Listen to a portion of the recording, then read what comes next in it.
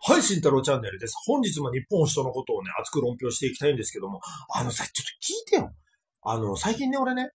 X のポストも結構頑張ってんだけど、X 上でいる日本保守党を支持する人と思われる人に、ちょっと、意見があったから、コメントしてみたわけ。そしたら、コメントを返して、2、3個コメントが返して、会話をしたんだけど、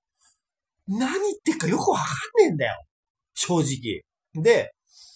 それだけ言っちゃうとさ、この人が何言ってるかよくわからないって、ただ断罪するのは、あれだから、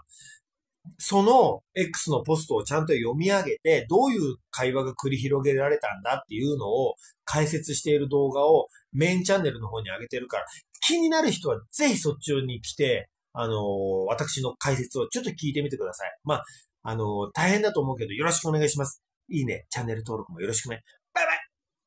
頼む。